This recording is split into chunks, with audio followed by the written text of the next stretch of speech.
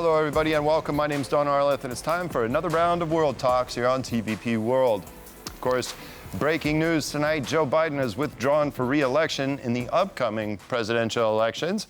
And now joining me here to discuss what this process looks like moving forward and which names could potentially emerge is Wojciech Przybylski, Editor-in-Chief at Visegrad Insight. Hello, sir, and thank you very much for joining me tonight on World Talks.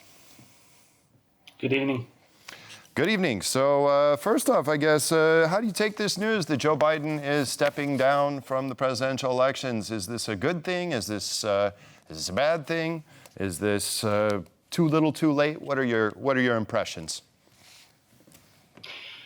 Well, potentially that offers new opening in the campaign for Democrats, but none of them, neither the president nor the camp that pushed for him to withdraw, is in a good position.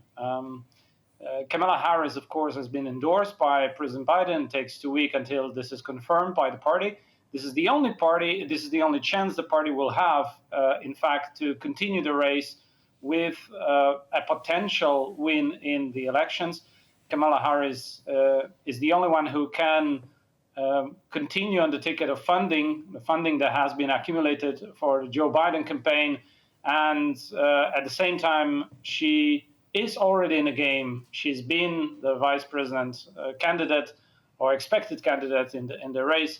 So that's the reality on the ground from the point of view of who Donald Trump will be facing in this race. Right. Well, let's talk about the money because I think that's sort of nuanced. So many of the donors, of course, Kamala Harris appearing on a telephone call earlier today, I believe it was, with the highest donors to the Democratic Party. They were complaining that it was somehow hastily organized.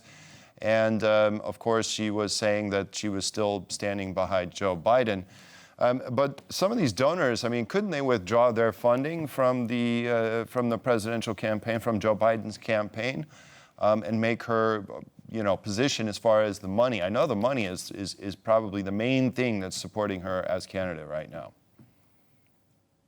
Well, elections in the U.S. are extremely expensive because of the type of advertisements, the campaign trail to cover, and all the other services that are necessary in the election campaign. The type of funding that also takes time to raise. So technically anything is possible. However, given the time, given the short time span until the elections in November, it is more complex, more complicated, and less likely for fundraisers to now try to reallocate it to someone else. So Kamala Harris, in my opinion, is the most likely choice also, not because of her leadership skills alone, but also because of the practicalities of how campaigns are run. Right, yet she's polling quite low, only at about 30%. Can she beat President Trump? Well, she hasn't been polled yet as a candidate. There were hypothetical questions. Approval ratings are usually a pretty good indication of that as well. But again, she hasn't been given approval rating as a president. She's been only a VP, and VP is never the leading candidate in the race. Mm-hmm. So let's see. Donald Trump apparently has a ceiling of about 46%, never went above in terms of approval. Kamala Harris might have a chance to get mobilized, especially the electorate, the constituency of the Democratic Party, which is predominantly young female voters and also people of color. So that base has been looking to be energized. Most of the opinion in the public opinion in the U.S.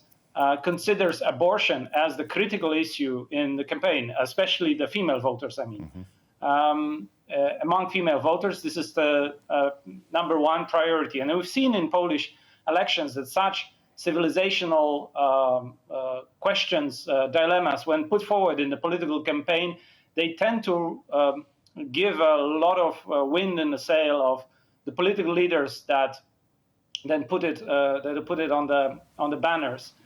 Kamala Harris is very likely to do so. Joe Biden has not been really willing to do so. So that might be one of her elevator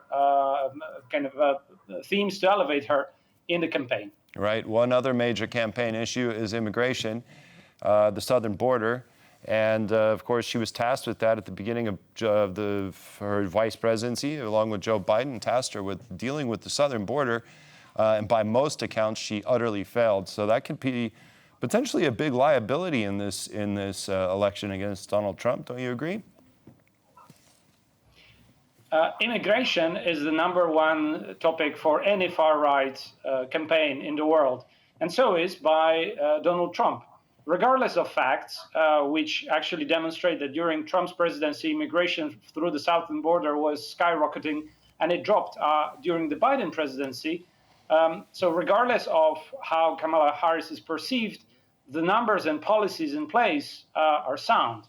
The question is, of course, how she will be portrayed and how she will be able to sell herself, if she is indeed the candidate, on this issue, on this campaign topic.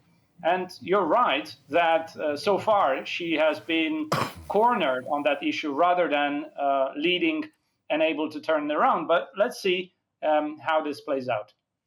Right. So your expectations for potentially widening the field, opening up to new candidates in the next month or so, less than a month before the Democratic National Convention.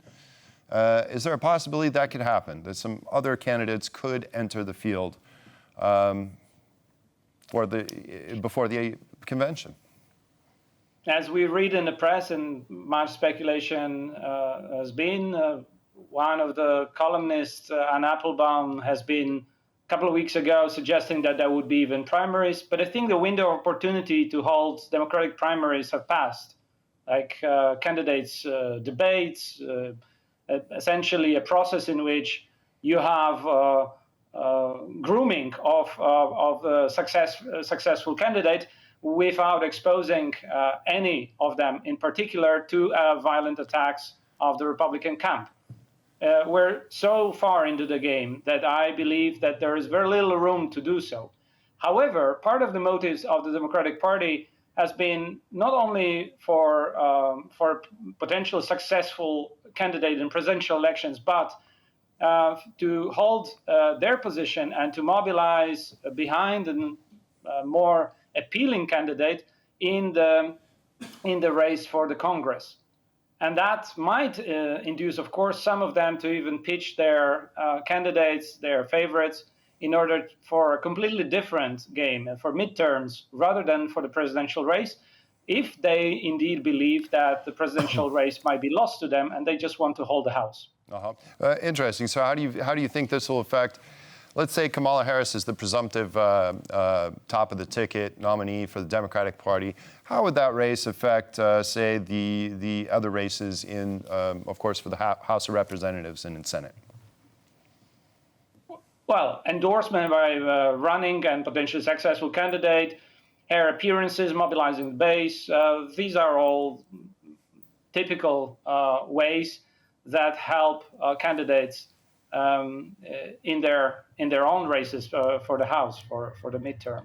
So that's how this machine operates. I think we could presume that if indeed there is a Democratic candidate, whoever it may be, or maybe if it's Kamala Harris, in terms of Ukraine and NATO and the policy towards Central and Eastern Europe and Europe as a whole, probably not much would change between her and President Biden. Would you agree? Well, that is a very good question. On one hand, she would be running, if that is Kamala Harris or any other Democratic candidate, they would be running for their first term, to win the first term. And that typically involves campaigning on issues that are domestic, not foreign affairs. Typically, any American president focuses and prioritizes foreign affairs for legacy purposes, but not alone in the second term. Now, of course, we're not living in typical times and typical world of what it used to be in the 20th century, but it is more likely than not that Kamala Harris or not, a Democratic candidate will focus more on internal issues, on the issues of importance to the electorate at home, rather than in any case hinting towards foreign policy or security policy of the US. Now, what it means after that, we can only speculate. And we can speculate actually the same, be it Kamala Harris, the next president, be it someone else from the Democratic camp, be it Donald Trump as the next president. The policies are to be seen only once they win elections. But the interesting situation starts exactly now, when President Biden is becoming sort of a lame duck. As he's obviously outgoing president, a number of decisions, a number of visits, and his influence in the world affairs is going to be fundamentally shifted. Some may see it as an opportunity, but in completely different ways. Mr. Netanyahu is coming to DC very soon, is already seeing it as an opportunity to delay any pressure he has been receiving from DC on ending the war in Gaza. So he is going to treat, most likely, he's going to treat President Biden as a lame duck. Now, what will be the response of a sitting president who has all the executive powers to such instances, and what he will do in terms of Ukraine policy with the remaining time he has? That's a big question and a very interesting one to ask. Right. It could. Is it possible that perhaps more support, the president could throw more support as much as he could with avoiding Congress and Congress's approval towards Ukraine? Maybe that could give a bump for Kamala Harris. But most likely these two issues, the war in Ukraine, Israel, will be on the top of the foreign agenda for Kamala Harris and Donald Trump in a potential debate. Well, Wojciech Przybylski, Editor-in-Chief of Visegrad Insight, thank you very much for joining me tonight and talking about these issues. Appreciate it. Thank you. And that concludes this edition of World Talks. Thank you all for watching again, and we'll see you next time. Good night.